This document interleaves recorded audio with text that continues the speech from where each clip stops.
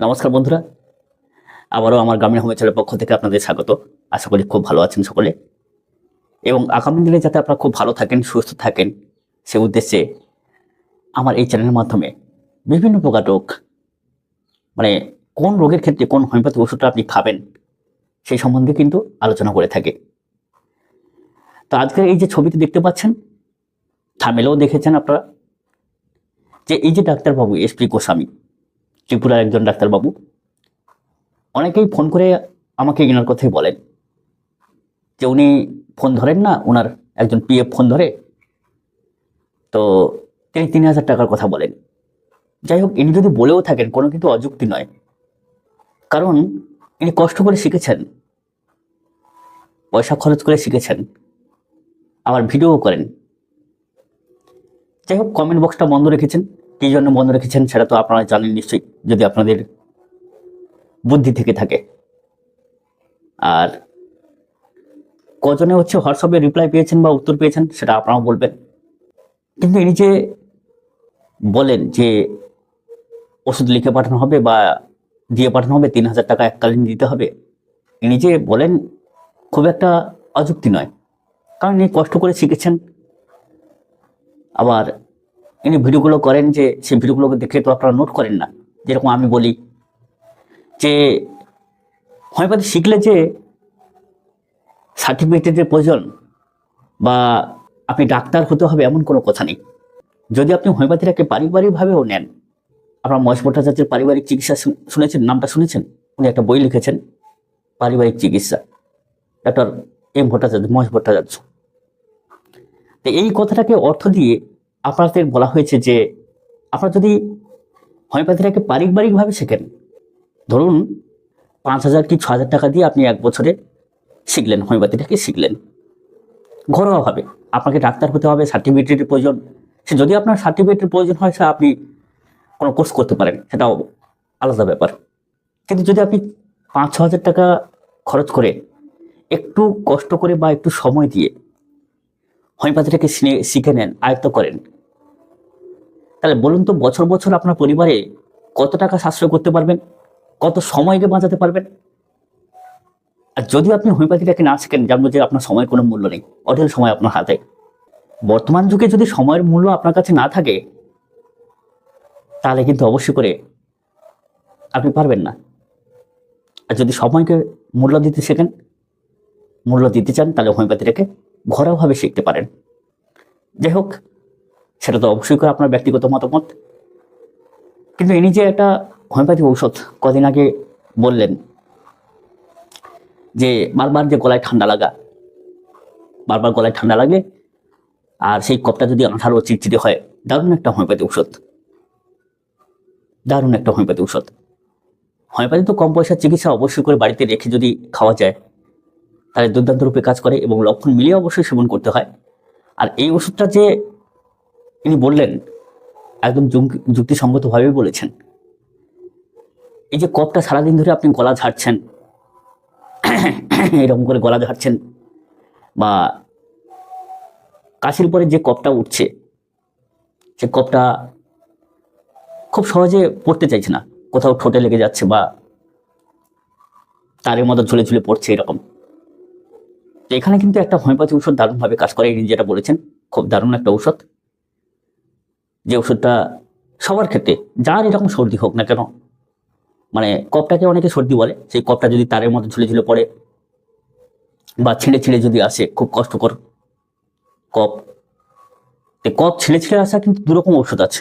একটা গলা সাঁইসাইয়ের সঙ্গে হলে একটা ঔষধ, আর যদি গলা সাঁইসাই না থাকে, যে কপটা এরকম করে তোলার চেষ্টা করছেন বা কেসে আপনি যখন কপটাকে ফেলার চেষ্টা করছেন, তখন কিন্তু তারের মতো লম্বা হয়ে ঝুলতে ঝুলতে পড়ছে, এরকম বহু মানুষের ক্ষেত্রে দেখা যায়। বারবার গলা ছাড়ে, গলার ফ্যারিংসের সমস্যা, বা গলায় একটা ক্ষতর মতো সৃষ্টি হওয়া, সেখানে সাদা সাপ জমছে, সাদা সাপটা মোটা টাইপের হয়ে গেছে, তারের মতো হয়ে গেছে, তাহলে তো দুর্দান্ত রূপে কাজ করে। তো আমরা হোমিওপ্যাথিটাকে যদি বাড়িতে রেখে খুব গ্রহণযোগ্যতার সঙ্গে আয়ত্ত করতে পারি, তাহলে আমরা ডাক্তারের কাছে আমাদেরকে আর যেতে হবে না। অবশ্যই করে যে প্রাথমিক চিকিৎসাগুলো, অবশ্যই, তাহলে ডাক্তার রয়েছে কেন, কিন্তু বেশিরভাগ যে আমি বলবো 50% অফ রোগ, 50% রোগ আপনি বাড়িতে বসে আরামসে চিকিৎসা করতে পারবেন। তো আপনার পরিবারে যদি 5-6 জন সদস্য হয় কি 4-5 জন সদস্য হয়, আজকে একে ডাক্তারের কাছে নিয়ে যান, কালকে আপনার ছোট বাচ্চাটা একা একা যেতে পারবে না, তাকে নিয়ে আপনি ডাক্তারের কাছে যাচ্ছেন, গাড়ি ভাড়া করে যাচ্ছেন, কত টাকা আপনি সাশ্রয় করতে পারবেন একটু ভেবে নিন। যাই হোক, হোমিওপ্যাথি ওষুধগুলো আপনার বাড়িতে রাখবেন, খাতাগুলোকে নোট করার সঙ্গে সঙ্গে একটু সময় দিয়ে চেষ্টা করবেন। একদিন যদি আপনি হোমিওপ্যাথিকে শিখে নিতে পারেন তাহলে দারুণ একটা কাজে লেগে যাবে। তো আজকের আমাদের যে ওষুধটা, এরকম গলায় বারবার কফ জমা, সেই কফ জমলে কফটাকে তুলতে গেলেই বা ফেলতে গেলেই যে তারের মতো ছিঁড়ে ছিঁড়ে পড়ে বা ঝুলতে ঝুলতে পড়ে, লম্বা হয়ে ঝুলতে ঝুলতে পড়ে, সে ওষুধটা হচ্ছে ক্যালিবাইক্রম, সব বয়সের ক্ষেত্রে। তো আপনি যদি এমন একটা পদ্ধতি বাড়িতে রাখেন, আপনি কি 30 রাখবেন, 200 রাখবেন, 6 রাখবেন, এরকম করবেন না। 30 পদ্ধতি আপনি বাড়িতেই রাখবেন। যদি ছোট বাচ্চাদের হয়, জলের সঙ্গে ব্যবহার করুন। আমি যেরকম বলেছি 5 ml জলের মধ্যে আপনি 7 ফোঁটা মতো দিয়ে দিন, তারপর সেই জলটাকে 7 ফোঁটা করে দেবেন। আপনি 5 ml জলের মধ্যে 7 ফোঁটা দিয়ে দিলেন, সেটাকে ভালো করে ঝাঁকি নিলেন, ওষুধটাকে মিশ্রণ করে নিলেন, 10 বার 15 বার ঝাঁকি দেওয়ার পরে সেই জলটাকে 7 ফোঁটা করে সকাল দুপুর সন্ধ্যা একবার করে দিতে থাকুন। একবার 7 ফোঁটা, দুপুরে একবার 7 ফোঁটা, আবার সন্ধ্যা একবার 7 ফোঁটা, এইরকম দিতে থাকুন। বড়রা যদি সেবন করেন এরকম 10 ফোঁটা করে সেবন করবেন দিনে 3 বার। সরাসরি ডাইরেক্ট ওষুধ খাওয়ার থেকে এরকম জলে দিয়ে সেবন করাটা খুব ভালো। একটা কথা বলি, ওষুধ মানে বিষ, ওষুধ মানে বিষ। রোগ নামক পোকাকে মারতে গিয়ে সেই ওষুধটাকে বা বিষটাকে প্রয়োগ করা হচ্ছে। আচ্ছা, আপনার গ্রামাঞ্চলে তো অনেকে চাষবাসের সঙ্গে যুক্ত। 10 লিটার জলে 5 ml বিষ মেশাতে হয়, দিয়ে গাছে প্রয়োগ করতে হয়। দিলে রোগ নামক পোকা, অর্থাৎ গাছটায় যে পোকা লেগেছে সেই পোকাটাকে দমন করতে বা মারতে ব্যবহার করা হয় কীটনাশক। কিন্তু আপনারা সেখানে 10 লিটার জলে 5 ml মেশান সেই পোকাটাকে দমন করার জন্য বা মারার জন্য, তাহলে কাজ হয় কি করে? ওই জন্য হোমিওপ্যাথিকে অনেকে বলেন যে গ্লোবুলসের সঙ্গে দিচ্ছে ডাক্তাররা, এটা একটা ব্যবসা, কি ডিস্টিল ওয়াটারের সঙ্গে দিচ্ছে, এটা একটা ব্যবসা। সূক্ষ্ম মাত্রায় হোমিওপ্যাথি দারুণভাবে কাজ করে। আপনার একটা এনসিকোচের ম্যাট্রিমেডিকা কিনে নেবেন, কিনে নেওয়ার পর বাড়িতে রাখবেন, দেখবেন, অবশ্যই করে বুঝতে পারবেন, এটা আমার কথা নয়, হোমিওপ্যাথি সূক্ষ্ম মাত্রায় দারুণভাবে কাজ করে। আর এরকম কফ কাশি হলে যেরকম বললাম 5 ml জলের মধ্যে 7 ফোঁটা 10 ফোঁটা মিশিয়ে সেই জলটাকে 7 ফোঁটা 10 ফোঁটা করে দিনে 2 বার 3 বার করে আহারের 1 ঘন্টা আগে খেতে থাকুন, কি আধ ঘন্টা আগে। দেখবেন আপনার যে চিটচিটে কফ কাশি, কফটা ছিঁড়তে ছিঁড়তে পড়ছে, দারুণভাবে কাজ করবে। দারুণ একটা হোমিওপ্যাথি ঔষধ।